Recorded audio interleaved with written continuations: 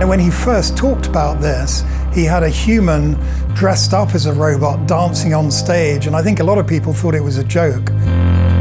What will we see at Tesla in the next presentation? The really hard things to do are dexterous manipulation. So if you see something that can do this, hats off to Tesla. They've cracked some really hard problems. Even if it just touches a surface without causing a problem, if it auto contacts, that's impressive. Walking, not so much, because that's fairly much a solved problem. You know, we've seen fantastic demos from Boston Dynamics. They've probably got a bit of catching up to do. What I think we'll actually see is some movement where it never contacts at anything, which is just a doddle to do, because you've got no collisions, you don't have to worry about anything. We'll probably see a lot of CGI, and they'll blend the CGI with little bits of real footage, and most people won't make the distinction between what's real and what's CGI. My name's Will Jackson. I am the Director of Engineered Arts Limited. We are a robotics company based in Cornwall in the UK, and we specialise in humanoid robots. Typical cost is anywhere from 200 to 500,000. If you can put a robot in a space and 10,000 people come into that space in a day and they all enjoy that experience, then that's the economic model. Customers would be museums, visitor attractions, basically anybody who wants to deliver a message in a novel way might use a robot. Look at the body language and watch Elon's face as he tries to justify what this robot is for. The Tesla bot will be real. We're setting it such that it is, at a mechanical level, at a physical level, you can run away from it. And most likely overpower it. So hopefully that doesn't ever happen, but you never know. 5 miles an hour, if you can run faster than that, you'll be fine. He's trying to justify it in economic terms and say, oh, okay, it's going to be in a factory and it's going to help us produce cars more economically. Cannot navigate through the world without being explicitly trained.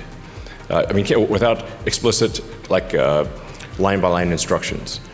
Can you talk to it and say, please pick up that bolt and attach it to the car with that wrench, and it should be able to do that. We've had automated car factories for 50 years. Tesla has one of the best automated car production lines in the world. There is not one single humanoid robot in use there, and they don't need one. So why do you think he's doing it? Because it's cool, and because it's the future. If I walked into the street and stopped 3 people and said, imagine in the future you're going to see technology you've never seen before, what are the things you're going to see? And they will say, space rockets, space travel, I'm going to fly to the moon. I'm going to step into my flying car and go to work. I'm going to get on a hoverboard and whiz down the street, and I'm going to have a robot butler in my house that brings me drinks. It's an idea that's in our collective imaginations. Those ideas have a habit of becoming self-fulfilling prophecies. The thing is, when did the Roomba come out? 20 years ago? I think when the Roomba came out, we expected that by now, in the 2020s, our homes would be full of domestic robots of all kinds, and they're not. I remember going to a robotics place in Japan once on a trip, and the demo robot would sort of do something and then it would just freeze, and the human would have to scurry in and try and make it work again. And you think, well, at this point, are you really saving any human labour at all if one robot needs 2 people to keep fixing it all the time? With Musk, I think we really have to think about 2 different types of announcement. I think of the things that are achievable. Maybe they're ambitious, maybe his timelines are a little short for what it'll take. The electric car is a very good example of this. There were electric cars, they didn't perform very well. He set a very ambitious goal of getting the price down, the quality up, the range of these vehicles, and he achieved that. It took him a little longer than he thought, but he achieved it. So that's one type of promise that Musk makes. But I think there's a whole other class of promise. I'm going to take humans to Mars. I'm going to build cars that drive themselves with no human intervention at all. These are stretch goals of an altogether different order because they require technology leaps that we haven't got to yet. And he's assuming that he can solve these technology challenges. And quite frankly, we don't know yet. He's been promising self-driving cars for years and they haven't arrived. This is how Musk operates. He sets these big, ambitious goals. And I think humanoid robots fits into that second category of just a hugely ambitious idea. It may take years, it may take decades. Probably the latter. It's intended to be friendly, of course, and navigate through a world built for humans and eliminate dangerous, repetitive, and boring tasks. Basically, what is the work that people would least like to do? Ever since the Industrial Revolution, there's been this fraught question over automation. Does it destroy jobs? Does it create jobs? Does it make the quality of work better or worse? One of the early types of automation we saw was these threshing machines. Basically could thresh wheat much faster than people could, and it used to be that threshing was something that would keep people going through the winter months. It would give them some kind of income. So when these threshing machines started to arrive in farmers' barns, there were riots and people burned them down and they took the farmers hostage. They sent threatening letters. Half of south of England was in flames at one point when these machines just first started to arrive on these farms. So I think that tells you something about the way that we often find automation threatening, and I don't think that's irrational. In the long run, what we now know looking back is that automation has made us much richer because we can produce more stuff, more wealth for every hour of labour because we've got help from all of these machines and other technology. Essentially, in the future, physical work will be a choice. If you want to do it, you can, but you won't need to do it.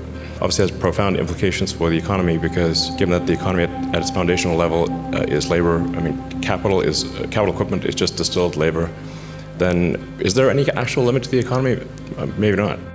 All through the course of human history, automation has also caused fighting, upset, nervousness, battles over who controls it, and how it changes the way we work as well as how much work there is.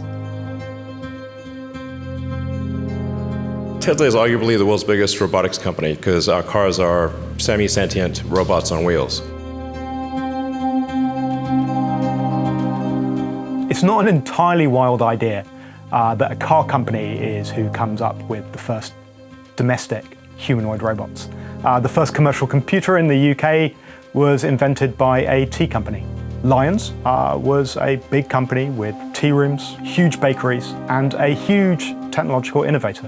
When they heard about ENIAC, they went to Cambridge and they built a computer of their own. That computer worked on payroll, worked on managing inventory, and they sold it to others as well. So if a tea and cakes company can introduce business computing, then why not a car company introduce domestic robots? Electro, come here. And here he comes, ladies and gentlemen, walking up to greet you under his own power.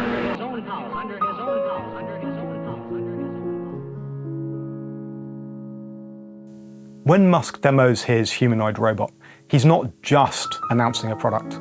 What he's doing is he's pathfinding. He's finding a way that technology could go in the future. That doesn't help just him, that helps everyone else who's watching. Anyone else who's kind of sitting on a new kind of mechanism or a new kind of AI or some potential breakthrough will look at Musk's demo and think, hey, I could do something which helps in that direction. They might not take that to Musk's company directly. They might do something with a competitor or something else entirely. But when you put a vision out into the world of the way technology can go in future years, it has all kinds of knock-on effects in kind of stimulating innovation and ideas. People talk about the uncanny valley with robots. So it's the idea that the closer you get to looking like a human, the more acceptable the robot becomes until you get too close.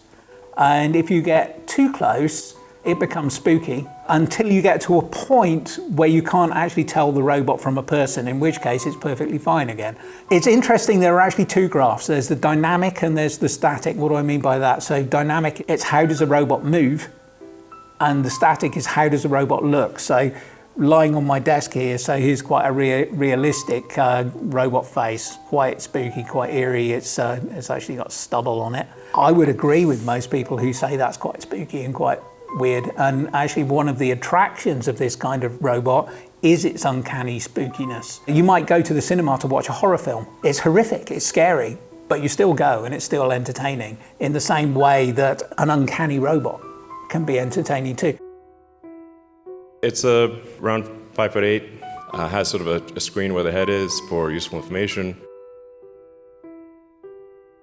It really depends where the robot will be used. For example, Hannen Robotics build a number of robots with rather realistic faces, while Tesla and Boston Dynamics build the robots that actually lack the face. I prefer lacking of the face. The reason is when you communicate with humans, it's extremely important that the humans understand that this is just a robot, that there should not be any true trust. This is just a machine. This is artificial intelligence driven machine. It is not a true human. And I believe lacking the face will make this very clear. If you use the robots for helping autistic children learn, for example, social cues and how typically developing people act and react, because that's one of the problems that autistic children have. They don't understand how they can express their feelings in a way that others understand.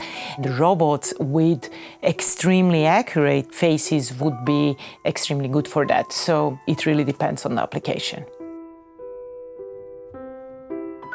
I remember talking to a very senior person at Google a decade ago. And this person said, if you look for where the next $1 trillion markets are going to be, robotics is the one. You know, at the time, Google actually assembled a few pieces that it would need to build a human robot.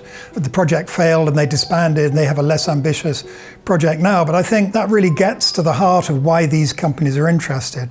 The automobile market is around a $500 billion a year market in the US alone at the moment. Now, would people value a personal servant in their home more than they value their car? We simply don't know, but it's not ridiculous to put these things on the same kind of scale. So globally, this could end up being a market worth trillions of dollars a year, an adaptable machine that can do just about anything a human could, at least physically, would have incredible uses. These sound like pie-in-the-sky numbers, but long-term, why not? What makes me cautious about having a robot in the home right now is everything else that comes with. I'm not super comfortable about data being gathered in my home, or the cameras that would mean, or the internet connection. So having a robot in my home is good from a kind of a labor-saving perspective, but everything else that comes with gives me some pause. I would definitely like to have one that would help me arrange my home. But more importantly, I think I would really love to have one of those robots to help my mom. My mom is old, and I think that it would be wonderful to have this kind of technology that could replace the need of her going to the elderly home, because she doesn't want to do that.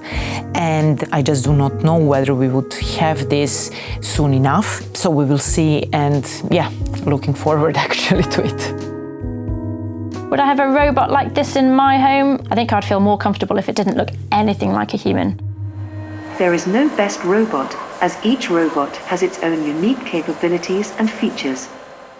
What's really going on here is we're looking at something that's a reflection of ourselves. And we look at it and we ask, how is that different from me? It's this interest in the nature of what it is to be human. How is a machine different from me?